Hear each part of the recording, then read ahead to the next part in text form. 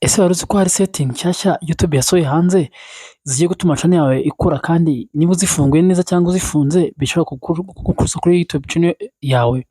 Reka rero tuzirebere hamwe. Ni setting eshatu zonyine ugomba guhita ushyira mu bikorwa aho kugira ngo algorithm itangire kumenyesha, ubone views nyinshi ndetse utere imbere ku rubuga rwawe rwa YouTube kugira ngo uzagere kure. Iyo setting rero hari ibintu ushobora bizagutuma ukora. Uzajya ukora live streaming, gushyira links kuri description, gukora custom thumbnails, gukoresha community posts. Setting ya mbere ni enable, ni advanced na advanced features. Iyo setting rero rwose izakwemerera gukora ibyo bintu, gukora live streaming, links description, custom thumbnails na community posts.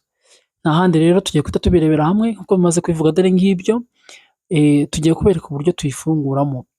Ikintu cya mbere rero ugomba gukora, ugomba kujya muri gufungura YouTube, ukaza ahantu handitse ngo YouTube Studio. Murabizi aba creators.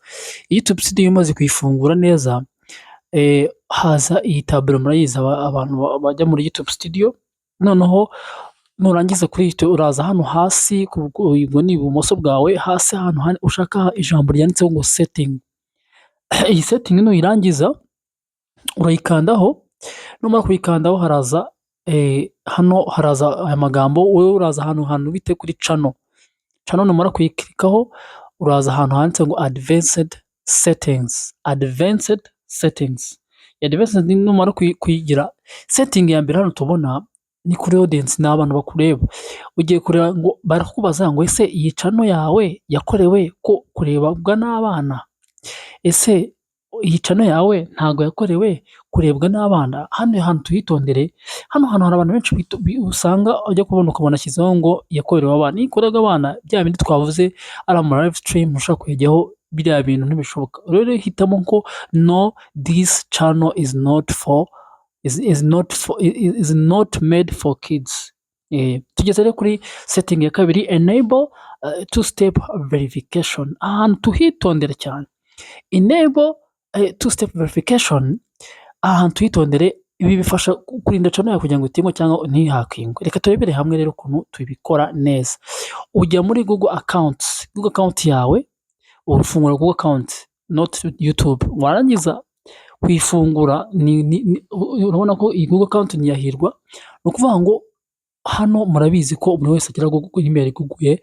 Ukaza ahantu handitse ngo security and sign in, ukahakanda.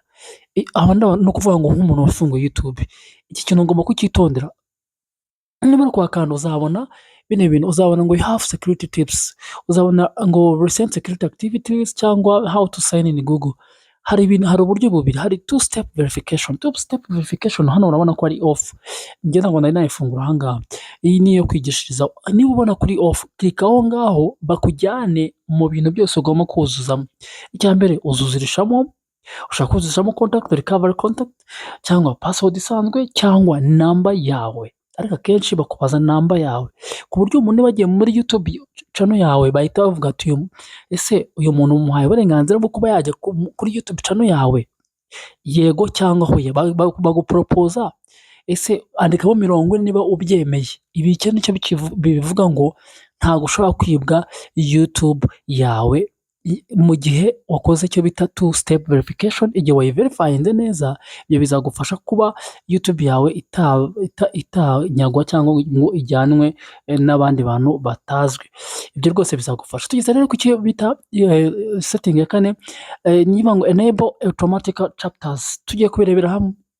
Ni ukuvuga ngo ikintu gikomeye cyane muri bino mahanga automatic chapters, ibi bituma YouTube igabanya video yawe mu bice. Urugero nka intro yawe ikavuga ati intro iraza kumeze gutya, tip ya mbere iraza kumenya ngo kireka turebe ukuntu rero bikorwamo.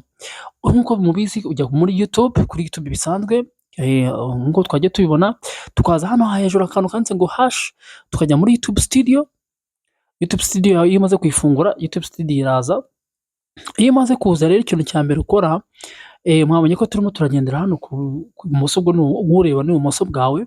Turashaka rya jambo ryacu rya settings.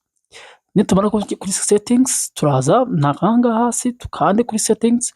Nitumara gukanda kuri settings turaza dushaka ahantu handitse ngo upload defaults. upload defaults tuhakande, nitumara kuhakanda tuze hano handitse ngo advanced settings, turahakanda.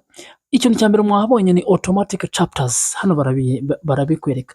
Niba iyi setting yawe hano iri off, hano ngewe urabona ko iri on, nyamuneka yigire on, yitaninge on, shyiraho kano kantu ubone kavi kazeho. Nuyitaninga on, nibyo nakubwira ngo ba bandi bazabona video yawe kase, bazabona chapters zawe izakwereka. Ikindi cya mbere ugomba kwitaho nahanga kuri categories. Category bitewe n'ibyo ukora, niba ukora comedy, niba ukora imipira, niba ukora entertainment, niba ukora iki byose education bishyiremo. Nkanjye nkora education, ugomba guhita ushyiramo education. Niba wigisha ibintu bya YouTube, shyiramo education. Niba ukora ibintu bya sport, shyiramo sport, kugira ngo algorithm iza gusakaze ku bantu. Hitamo ururimi, niba ushaka ko abantu bazajya bareba mu rurimi rw'icyongereza, shyiramo urw'icyongereza bitewe n'ururimi n'ibyo ushaka. Koko YouTube abantu irebwa n'abantu benshi. Comment ahantu naho hagire on, wihagira off, hagire on ku buryo abantu bazajya baza gukomantinga. Hano kuri moderation ushobora gushyiraho basic nicyo kintu nagukonseye kuba washyiraho. Ibindi byo ni bisanzwe. Tugeze kuri rero indi setting ya kane ariyo ending screen. Twitondera aha hantu ending screen, iyi ni imwe muri settings zikurura subscribers cyane. Iyo umuntu arangije kureba video yawe, ashobora kukwereka indi video playlist, nk'abakoresha playlist murabizi recommending indi video cyangwa bakakubwira ngo kora subscribe. Reka rero turebe ukuntu twikora hano. Wenda ngiye muri video editor, ariko uri kwa uploading ushobora kubibona video editing. Nza editing yanjye njye hano handitse ngo end screen, ndaza kuri kano kantu kanditseho nk'ikaramu, ni ukweditinga. Ngiye kwereka uburyo ushobora guhitamo video iyo gukoresha kuri end screen, kugira ngo umuntu warebaga video yawe aba yasimbukira kuri indi video. Ikintu cya mbere ukora, ndaza hari akantu ubona hano kanditseho plus, kanditseho elements, ugakandaho.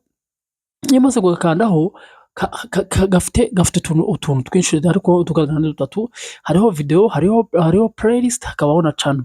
Wowe icyo ukora, ushobora gukanda muri video. Iyo ukanze muri video, ukanda muri video baguha ibintu bitatu. Hari icyo bita most viewer upload, hakaza n'icyo best forever, video yabaye nziza, cyangwa choose specific video, cyangwa video ushaka ko abantu bazareba. Nawe ukonsa gushyira kuri choose specific video. Noneho muri video wakoze ugashakamo video uri commandinga abantu babakureba. Icyo gihe rero uzashakamo video bitewe na video ukora, n'icyo ko abantu bazakurikiraho. Icyo nicyo bita end screen. Numara kuyikandaho, uzayikandaho. Iyo ikanzeho ihita immediately ijya kuri ya video uri gukora, ukaza ya video wakoraga yaza kurangira, umuntu akaba yahita abona izindi video zije nka suggestions zije nyine zereka undi muntu. Niba umuntu ari kureba ibintu byawe yabikunze, akavuga ati iyi video nareka njyeho ndabona ifite ikivuze. Iki nicyo bita end screen. Nicyo bita end screen. Ikintu rwose mugomba kukimenya kandi mukacyitondera. Tugeze rero kuri setting ya gatanu, enable permission. Ahantu permission is setting ifasha cyane abantu bafite team cyangwa editor. Iyi setting ituma ushobora guha umuntu editing access yawe ku buryo yakwinjira mu bintu byawe. Reka turebe ukuntu bigenda. Nk'uko bisanzwe ujya muri settings, ibintu byose tubikora muri YouTube Studio. Warangiza ukaza ahangaha handitse ngo permission, warangiza ugakanda hano handitse ngo invite. Hano tugiye ku inviting umuntu twizeye, ariko umuntu ku makuru make tumuha kuri channel yacu. Turashyiramo email ye, ushobora gushyiramo email ushaka. Nkanjye ndashyiraho wenda ni urugero ndi gutanga, ni email ushaka, Gmail. Wenda ushyiraho uwo muntu, ukamwambetinga ko umuha access yuko ari uzajya uza kuri channel yawe, ari uzajya uza kukweditingira cyangwa uzaza kukwuploadingira. Ariko attention, tugiye kurebera icyo uhitamo noneho, ugira ngo umwemerere, kugira ngo ntabwo umuha amakuru yose. Uhitamo ibyo azakora. Ujya hano kuri select, ushaka kumugira manager ni ugukontorora ibintu byose.